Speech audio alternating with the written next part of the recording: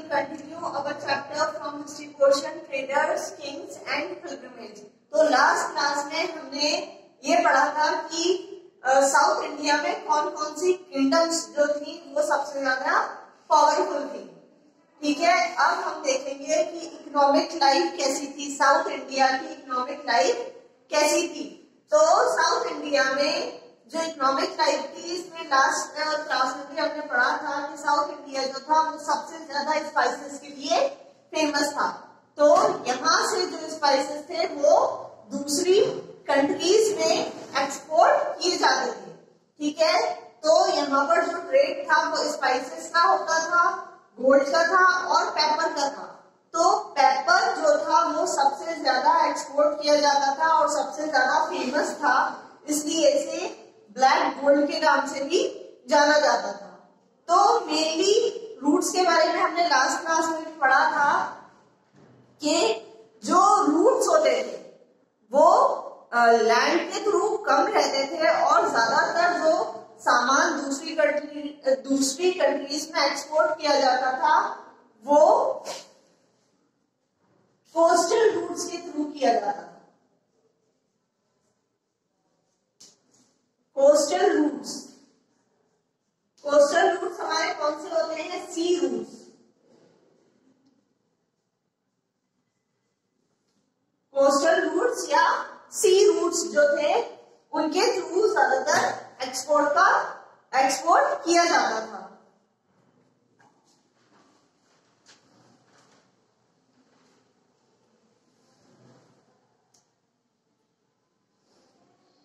तो मोस्टली जो एरियाज होते थे वो कहाँ बने रहते थे? कोस्ट लाइन पे बने रहते थे, क्योंकि कोस्ट लाइन का एरिया जो है वो बहुत ही ज्यादा फर्टाइल होता है और वहां पर रूट्स बहुत ही ज्यादा अच्छी ग्रो करती हैं और इस वजह से क्या होता है कि वो इकोनॉमी के लिए बहुत ज्यादा प्रॉफिटेबल रहती है, वहां की जो भी क्रॉप्स ग्रो होती हैं। और मेनली सी रूट्स का यूज किया जाता था और वहां की जो विंड्स होती है, साउथ इंडिया के जो रूट्स है वहां की जो विंड्स होती थी वो सेलर्स की बहुत ज्यादा हेल्प करती थी।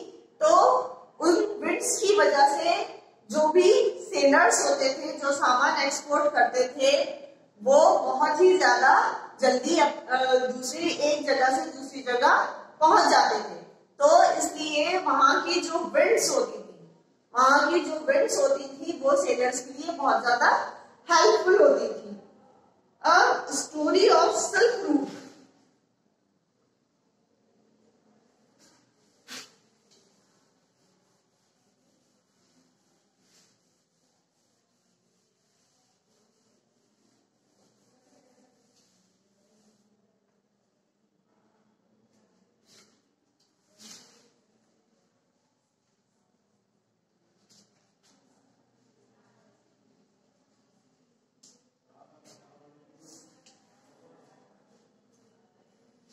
Silk Route. Trade brought India into contact with distinct lands. India trade with West and Central India through Silk Route. तो इंडिया कई सारे स्टेट्स के साथ कई सारी कंट्रीज के साथ ट्रेड में रहता था, मगर इंडिया और सेंट्रल एशिया के बीच में जो ट्रेड रूट था वो रूट कहलाता था हमारा सिल्क रूट। जो इंडिया और एशिया के बीच में जिस रूट के थ्रू ट्रेड होता था वो रूट कहलाता था सिल्क रूट। तो सिल्क मेनली एक बहुत अच्छा फैब्रिक है जो सबसे पहले बनना स्टार्ट हुआ था कहां से? चाइना से।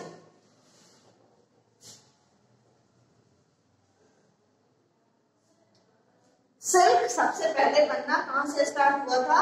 चाइना से स्टार्ट हुआ था और इसका ट्रेड जो है वो मेनली सबसे पहले चाइनीज जो थे उन्होंने स्टार्ट किया था। सिल्क बनता कैसे था? तो सिल्क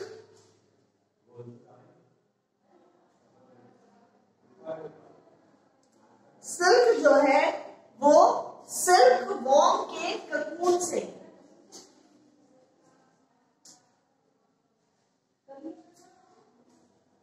सिल्क वॉर्म का जो ककून होता है उसके थ्रू सिल्क प्रोड्यूस किया जाता था और इसका ट्रेड अराउंड 7,000 ईयर्स अगो, मतलब करीब 60,000 साल पहले, करीब 60,000 साल पहले चाइनीज ने इसका प्रोडक्शन स्टार्ट किया था।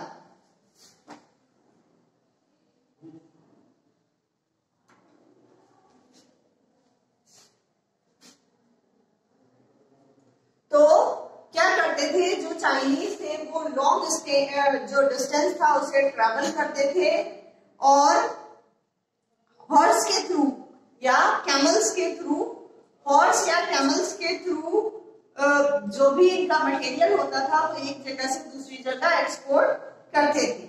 The path they follow come to be known as the silk route. तो जिस रूट के थ्रू वो अपना सिल्क एक जगह से दूसरी जगह ले जाते थे सेल करने के लिए, वो रूट क्या कहलाने लगा? सिल्क रूट कहलाया जाने लगा। Chinese rulers sent silk as a gift to rulers in Iran and West Asia, and from there the art of making silk spread further west.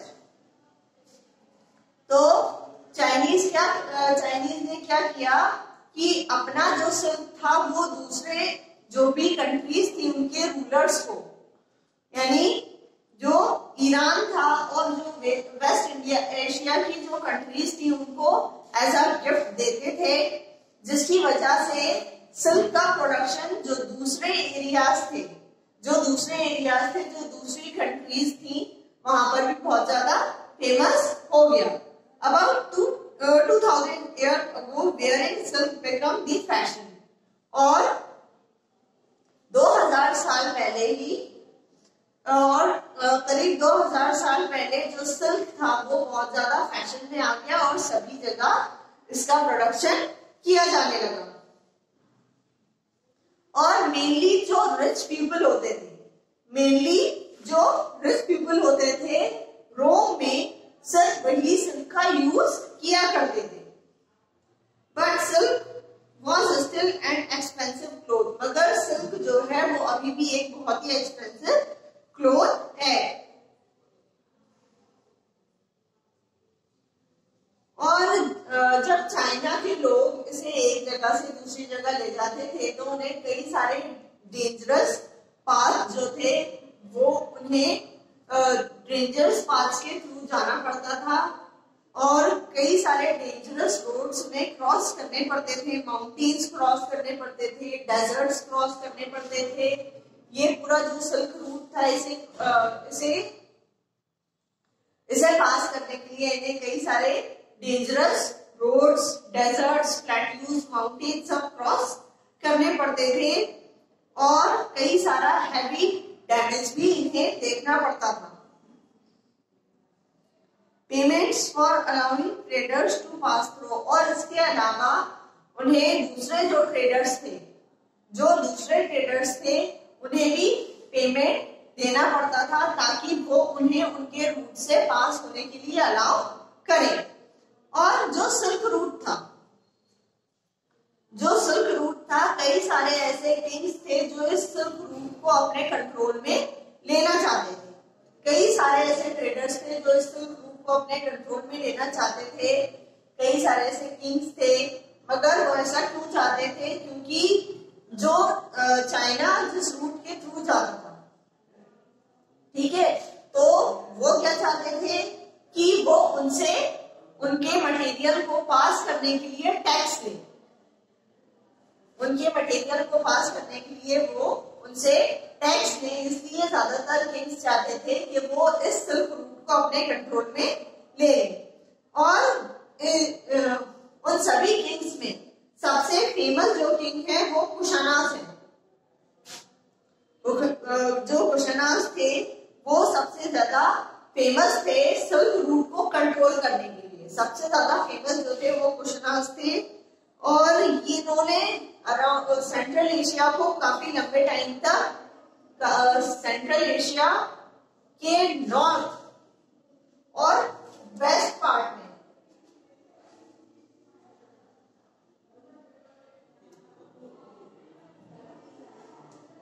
North and waste, तो central Asia और India का north,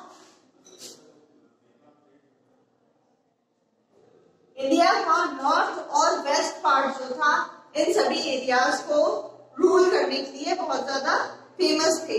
और कुशनाज की जो branches थी, कुशनाज की जो branches थी वो मेनली कहां से आए थे? ये एक यूची नाम की ट्राइब थी। जो कुशनाज थे ये एक यूची नाम की ट्राइब से आए थे आफ्टर डिफीटिंग दी इंडो ग्रीक्स, और इंडियन और ग्रीक्स को हराने के बाद इन्होंने अपना जो भी रूल था वो स्टार्ट किया था। इसके अलावा ग्रीक्स के अलावा इन्होंने पल्लवास को भी डिफीट किया था, एंड दी साकास। पल्लवास और साकास, इनके बारे में हमने लास्ट क्लास में पढ़ा था। ये भी बहुत पावरफुल किंगडम्स थी जिन्होंने साउथ इंडिया पे रूल किया था। कुशनाज established themselves in Takshashila and Peshawar, और इन्होंने अपना जो किंगडम था वो कहां पर एस्टेब्लिश कर लिया था? तक्षशिला और पेशावर में इन्होंने अपना जो किंगडम था वो एस्टेब्लिश कर लिया था। During the Kushanaz rule, a branch of the Silk Route extended from Central Asia down to seaport of the mouth of River Indus. तो कुशनाज के रूल के टाइम पे क्या हुआ कि जो सिल्क रूट था वो सेंट्रल एशिया से स्टार्ट होता था, सेंट्रल एशिया से स्टार्ट होके वो कहां तक जाता था? इंडस रिवर तक।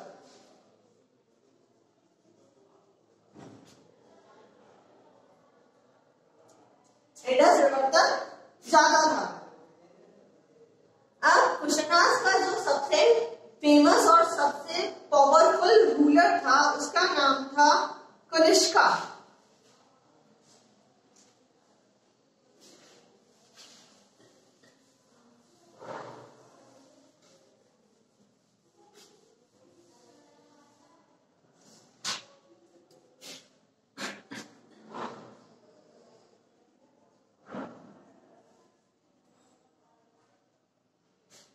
कनिष्का का रूल जो था वो 78 से 180 तक चला, और ये कुशनाज का सबसे फेमस रूलर था। His vast empire included parts of Central Asia, Purushapur, Peshawar. Central Asia और पेशावर जो थे वो इनके रूल के सबसे ज्यादा इंपॉर्टेंट एरियाज थे, और पेशावर जो था वो कनिष्का का कैपिटल भी था।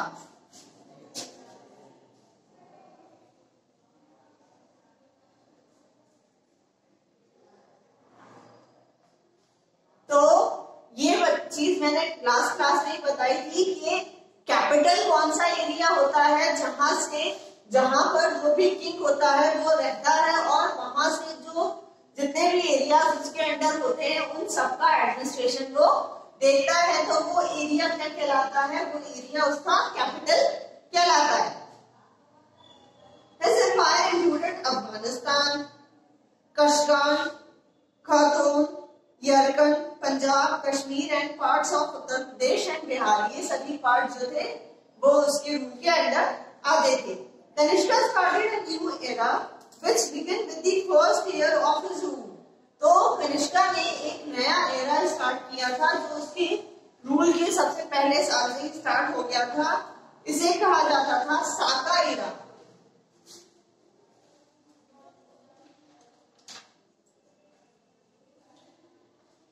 वो कहलाता था Saka era because of its long use by the Saka satraps of Ujjain, क्योंकि इस टाइम पर जो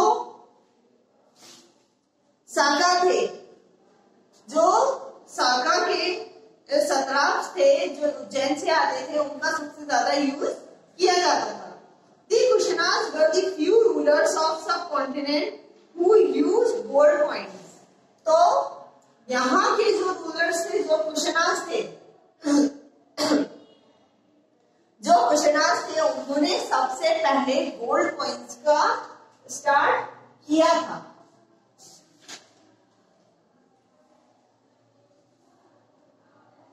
गोल्ड कॉइन को एस्टैब्लिश किया था और इनका यूज स्टार्ट किया था। तो कुशनास ऐसे पहले रूलर थे जिन्होंने गोल्ड कॉइन्स के थ्रू ट्रेड स्टार्ट किया था।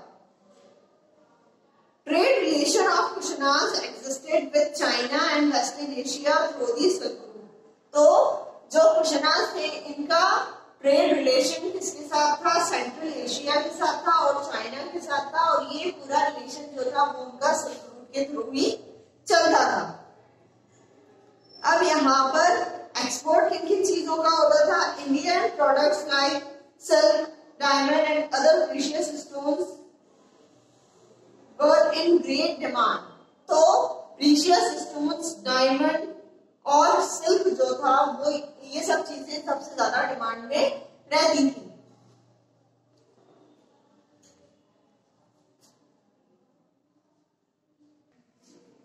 इसके बाद हमारा नेक्स्ट टॉपिक है मैरिटाइम रूट।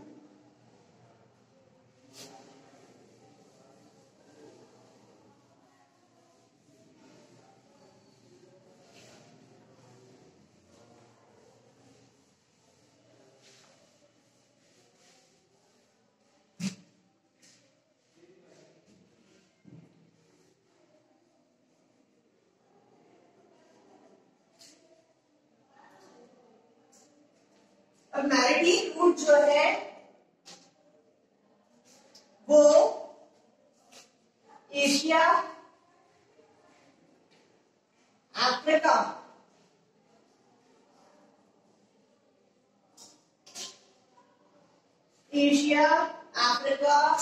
मेडिटेरियन,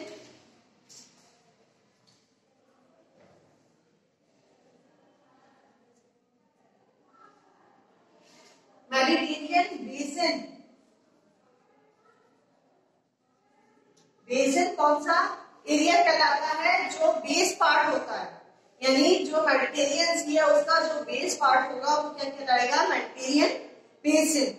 तो इन सभी का जो नेटवर्क था, इसका एशिया, अफ्रीका और मेडिटेरियन बेसिन का जो नेटवर्क था, जिसके थ्रू ट्रेड होता था चाइना और रोमन एम्पायर के टाइम, जिसके थ्रू ट्रेड होता था चाइना में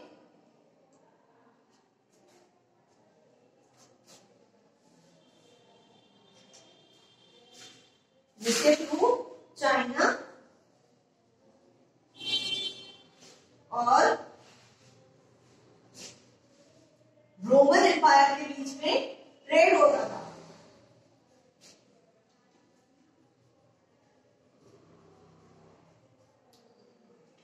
अब ये ट्रेड रूट जो था, ये कई सारे और एरियाज भी कवर करता था, तो इस ट्रेड रूट में चाइना सी, इंडियन ओशन, बासरा और पर्शियन गल्फ, सुएज, रेड सी, ये सभी इसके अंदर आते थे। मतलब इन जितने भी ये एरियाज है, इनके थ्रू जितना भी ट्रेड होता था, तो ये सब जो थे वो किसमें आते थे? मैरिटाइम रूट के अंदर आते थे। इसके अलावा ये जो रूट था, ये पर्शिया, सीरिया, इजिप्ट पोर्ट और पर्शिया, सीरिया, इजिप्ट के थ्रू भी ये रूट जाता था। इसके अलावा जो अलेक्जेंडर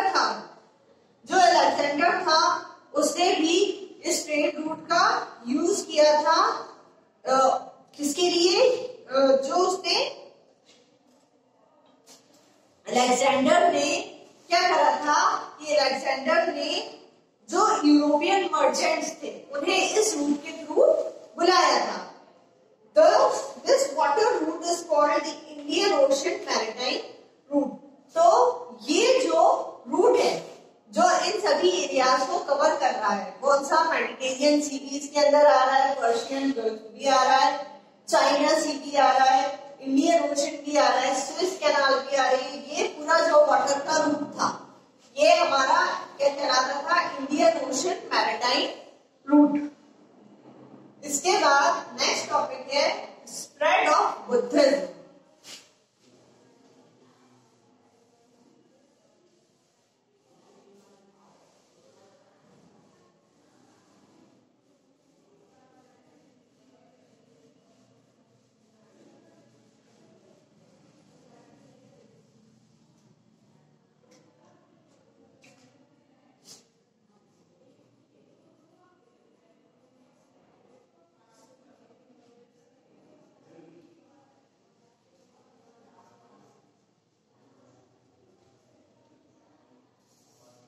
बुद्धिज्म के बारे में हमने प्रीवियस चैप्टर में भी पढ़ा था कि जो बुद्धिज्म जो रिलीजन है इसके फाउंडर जो थे वो कौन थे? गौतम बुद्ध थे। Kanishka was deeply influenced by Buddhism और जो किंग था कनिष्का वो बहुत ही ज्यादा इन्फ्लुएंस था बुद्धिज्म से। He was converted to Buddhism by a Buddhist monk. तो जो एक बुद्धिस्ट मॉन्क था उनके उसके थ्रू जो कनिष्का किंग था, जो कनिष्का किंग था, जो कुशानास का सबसे ग्रेट रूलर था, वो बुद्धिज्म में कन्वर्ट हो गया था। और कई सारे जो ऑथर्स थे जिन्होंने बुद्धिज्म के बारे में लिखा था, जैसे अश्वघोषा। तो अश्वघोषा ने जो ऑथर थे उन्होंने एक बुक लिखी थी बुद्ध चरिता। बुद्ध चरिता नाम की एक बुक इन्होंने लिखी थी।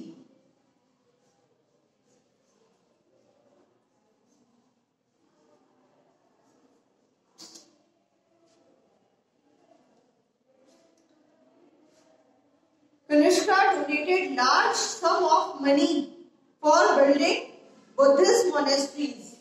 तो जो कनिष्का किंग था उसने बहुत ही ज्यादा अमाउंट दिया था बुद्धिज्म के लिए मोनेस्ट्रीज तैयार करवाने के लिए।